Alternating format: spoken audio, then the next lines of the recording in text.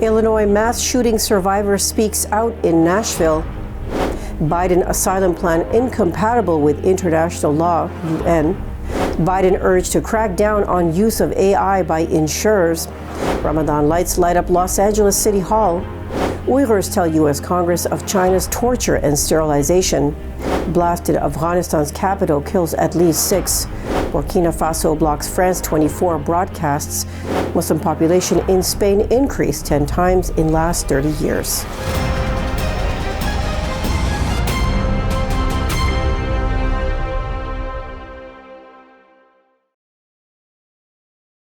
From our Chicago studios, this is the Muslim News on Muslim Network TV. Assalamu alaikum, I'm Samana Siddiqui. Our top story tonight.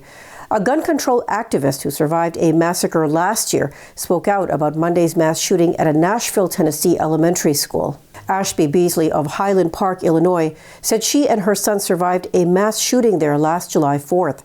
She was in Tennessee on a family vacation when Monday's attack occurred. Authorities announced the murder of 6 people, 3 staff members and 3 9-year-old children at the Covenant School by a 28-year-old former student. The killer was armed with 2 semi-automatic rifles and a handgun. Beasley made an impassioned plea for gun control legislation to be passed. She asked a group of journalists reporting on the tragedy, "Aren't you guys tired of covering this? Aren't you guys tired of being here and having to cover all these mass shootings?"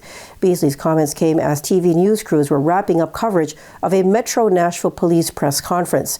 Beasley said she has been lobbying in D.C. since surviving last year's mass shooting in her hometown. She said she has met with more than 130 lawmakers on the issue of gun violence, and in an interview on CNN said this is just unacceptable. The United Nations High Commissioner for Refugees on Monday urged the Biden administration to consider rescinding its proposed anti-asylum rule. Critics have compared it to former President Donald Trump's transit ban that denied asylum to anyone who had traveled to the United States through a third country. The Departments of Justice and Homeland Security last month proposed a new rule. It would subject asylum seekers to prompt deportation if they don't have a document sufficient for a lawful admission. Migrants who pass through other countries en route to the U.S. without first claiming asylum there will be labeled ineligible to claim asylum at the U.S.-Mexico border. The UNHCR said the rule is a violation of the internationally recognized right to seek asylum. It also noted that it would put a strain on other countries which are already hosting millions of refugees. Senator Elizabeth Warren on Monday sounded the alarm over a recent investigation on the use of artificial intelligence in ending medical insurance benefits. Warren joined healthcare campaigner Adi Barkan and others in showing Medicare Advantage insurers are using unregulated AI systems to determine when to end payments for patients' treatments. This practice prematurely has terminated coverage for vulnerable seniors. Medicare Advantage is a privately run program funded by the federal government. Stat News reported earlier this month that AI is driving their denials of coverage in this program to new heights. It found insurers are using unregulated predictive algorithms to pinpoint the precise moment when they can plausibly cut off payment for an older patient's treatment. Barkan, co-executive director of Be a Hero and an ALS patient himself, has circulated a petition imploring the Biden administration to crack down on the Medicare Advantage industry's use of AI. This barbaric practice must end, the petition reads. We're calling on President Biden and the Centers for Medicare and Medicaid Services to stop this practice immediately. A professor at Detroit's Wayne State University has been suspended for allegedly justifying violence against certain campus speakers in a social media post. The Daily Beast on Monday reported the school's president, Roy Wilson, said in an email to the university the post went beyond the barometers of free speech. He also said it was at best morally reprehensible and at worst criminal. Wilson said the now suspended English professor's post read, "Rather than shouting down those with whom we disagree, one would be justified to commit murder to silence them." The matter has been referred to law enforcement for investigation. For the first time ever in Los Angeles, Ramadan is being commemorated through the lighting up of City Hall and the 6th Street Bridge with the color green for 1 week. The recognition was made possible through a partnership between the Muslim Public Affairs Council and Los Angeles City Council member Anithya Rahman, who has been a major supporter of this initiative.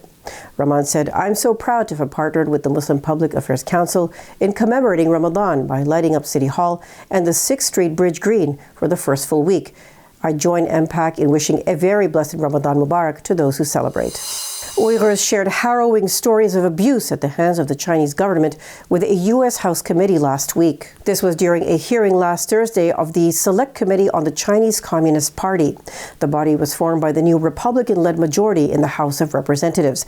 It aims to build a bipartisan consensus on the threat posed by Beijing. Uyghurs testified about being taken to concentration camps to be tortured, raped, subjected to psychological warfare, and sterilized for being Uyghur Muslims. After the testimony of the former prisoners, 3 experts on the Uyghur genocide also testified. Adrian Zenz, a director in China studies at the Victims of Communism Memorial Foundation, told the committee the genocide was driven by a paranoia among China's leaders. He said Beijing's fears about Uyghurs in the far west resisting their rule are due to an exaggerated threat perception that genocide scholars have linked to all major atrocities in the past 100 years. At least 1.8 million Uyghurs and other Turkic minorities are believed to have been held in a network of detention camps in northwest China since 2017. Beijing claims the camps are vocational training centers. The government has denied widespread allegations of torture in the camps and mistreatment of other Muslims living in the region. Burkina Faso blocks France 24 broadcasts. Details after the break, so stay tuned and we'll be right back.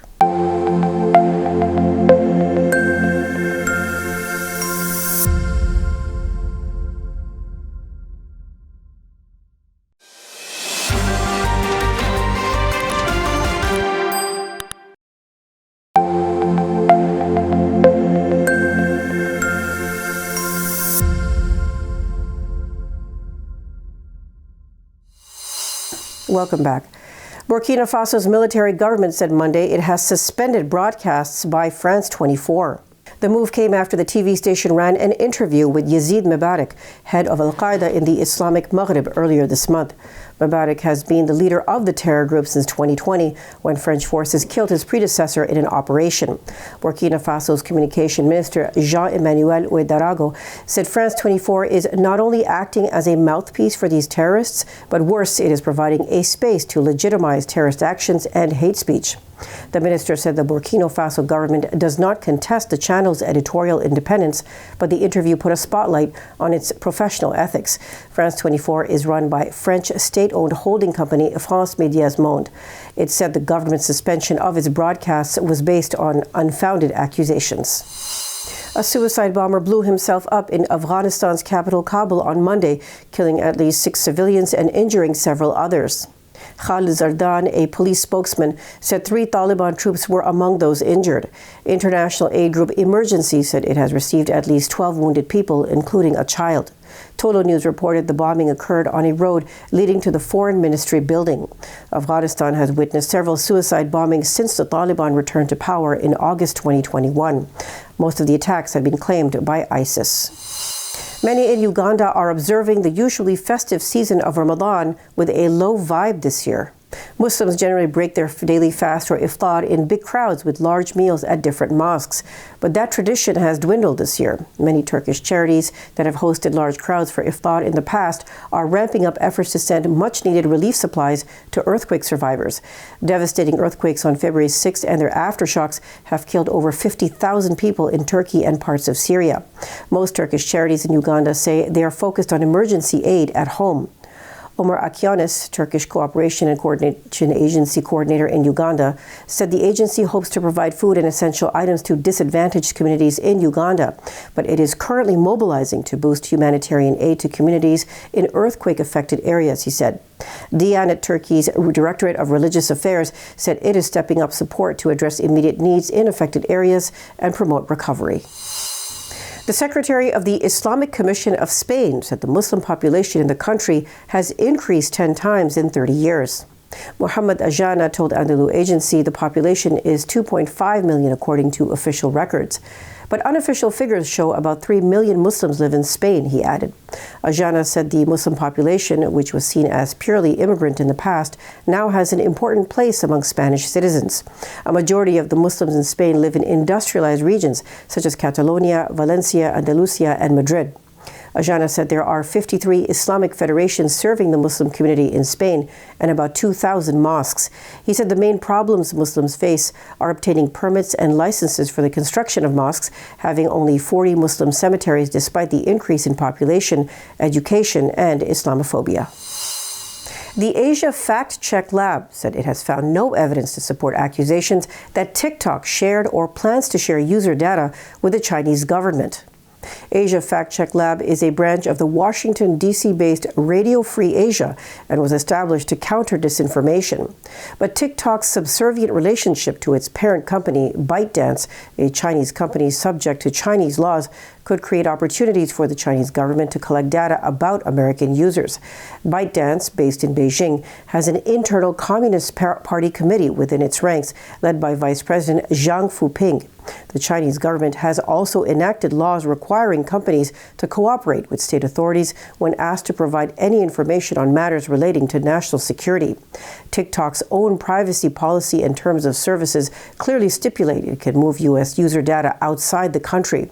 TikTok has said several times it has not shared data with China's government, and company executives have said they would refuse to hand over any data to China. An Iranian parliamentarian says the government's new strategy to enforce compulsory wearing of hijab, it will instead carry financial and administrative penalties that have been approved by the president. Parliament member Hossein Jalali said the new plan includes a financial penalty of up to $60,000 for those who breach the compulsory hijab law. Additional penalties consist of revoking a person's driver's license, canceling their passport, and prohibiting internet access for women who do not adhere to the hijab rule. Jalali said under the new proposals, physical punishment will not be allowed. The hijab, the head covering worn by Muslim women, became compulsory in public for Iranian women and girls over the age of 9 after the Islamic Revolution of 1979. Long simmering tensions boiled over into protests after the death in custody of 22-year-old Mahsa Amini in September. Amini was detained for allegedly wearing the hijab improperly. Before we end today's news, I'd like to make a special request. It takes 55 hours of work daily to produce this news for you. It is news with a unique perspective, and you will find it only here. Sound Vision is a not-for-profit organization which produces it. And just like PBS and NPR, it depends on your donations. Please visit MuslimNetwork.tv to donate now, or click the link below to donate. Thank you. That's all from our Chicago studios tonight. Thank you for tuning in. You can subscribe to our YouTube channel and hit the bell icon for the latest updates. For more content, keep watching Muslim Network TV or visit MuslimNetwork.tv. Salam and good night.